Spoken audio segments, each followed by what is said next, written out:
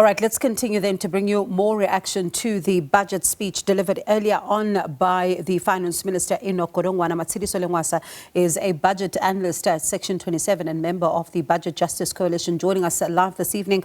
Matshidiso, good evening to you and thank you so much for your time. So the social wage accounting for more than 60% of non-interest spending in the medium term, basic education, health and social protection constituting just over 70% of the social wage.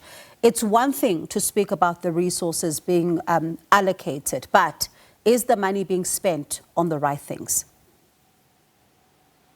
Absolutely. First of all, thank you so much for the opportunity to talk about this. And I think that is the right question and the question that we as civil society have been asking and will continue to hold the states accountable to that. So over the past decade, there has been a hollowing out of public services through austerity measures and bailing out. So funding that should have been going to education and health was being reallocated towards, bailing out state-owned entities that were failing, as well as servicing our debt. South Africa is in a better fiscal position now, and it is reflected in the budget, but it is important that every single rand that is allocated towards education, towards health, actually translates into more teachers, nurses, and doctors in our schools and our communities, as well as ensuring that every rand that is allocated towards infrastructure actually goes towards clinics, hospitals and schools in our communities, and is not just rhetoric or political promises. So that is really what we're looking at, the quality of the spend in addition to the quantum of spend. And as you speak about, these allocations, there's something else that I saw, right? Money also being allocated towards early childhood development. And this is a chunk of the 22.7 allocated to the Department of Basic Education for carry-through costs. But this particular money that will be allocated to early childhood development, can it help to address the problems of early childhood development?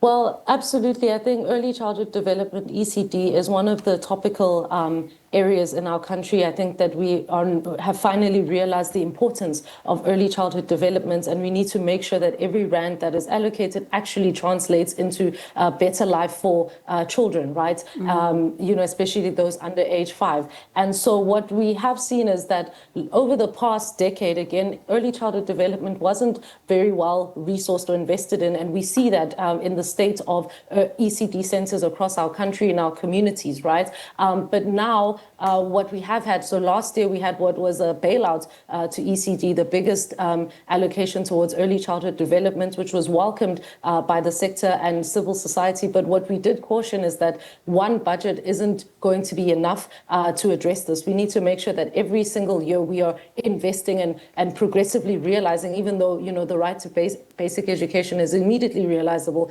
but we need to make sure that we see progress, that every year we see improved early childhood development outcomes, and it is important for us to hold the states accountable to that. So we do welcome the above inflation increases towards early childhood development, but if we're going to address issues, for instance, like malnutrition in ECD centers, we really need to do more in ensuring, first of all, the quantum of spend, but also making sure that that money actually does go towards early childhood development and not issues that we've seen in provinces, for example, in the Eastern Cape, where monies have been returned. And especially because when you still are sitting with children who can't read for meaning, that in and itself is another problem that will need the people that do receive this money to be able to prioritize that and, do the right thing. We just saw a slide that was looking at the social grants, right? And this is one of those moments where people want to see by how much the social grants go up.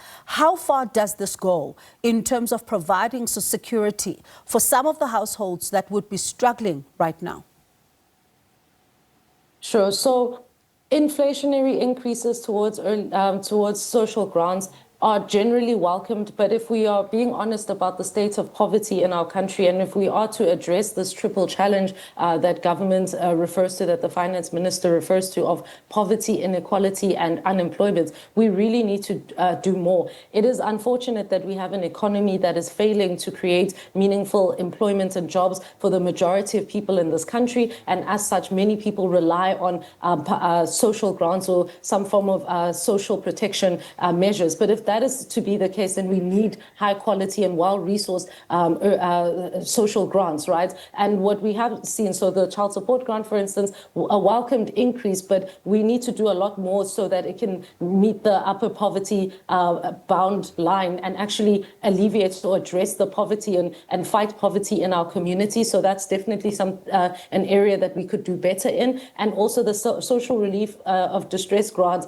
continues. Yes, we welcome that, but it is eroded. The value is eroded by inflation. We know that this grants, many people use this grants for transport services so that they can go and find jobs. And it does continue to constrain those that in addition to the fact that our fuel levy is going up. So transport costs are going up for job seekers in this country, and I believe that the social relief of distress grant not increasing by inflation is hindering on that and making things quite difficult for job seekers in this country. And Matshidiso, you speak about job seekers, and listening to the minister earlier on, he says that they are looking at reforming the national skills ecosystem, saying the skills development levy that is paid by employers has not produced the results that they expected. They now wanting to see how they can equip people for the labor market and are looking at a dual training skills acquisition system.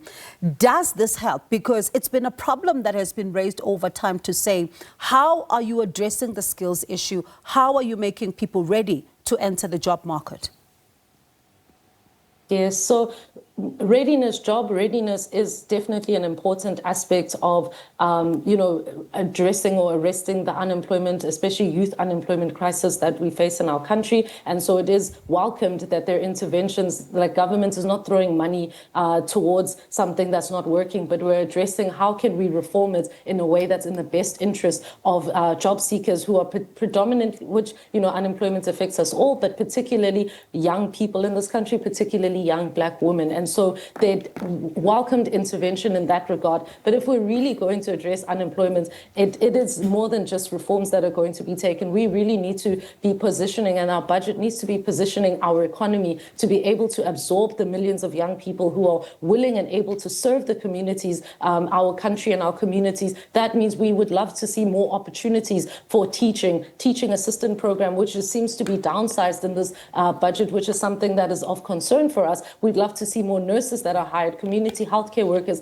and doctors. Those are some of the areas. So if we are going to address unemployment, yes, some reforms around skills is one area, but we also know that one of the critical issues with our economy is not just the skills that young people have, because we also have unemployed graduates, but it's also about the opportunities for young people to actually participate in the economy. And the budget is one of those tools that can better position our economy to do that, to advance to better position young people to participate in our economy. And especially because you think about the cost of just finding a job. That in itself at times is often unsustainable. But thank you so much for speaking to us. Appreciate your time. Matshidiso Lencoasa, the Budget Analyst at Section 27 and member of the Budget Justice Coalition.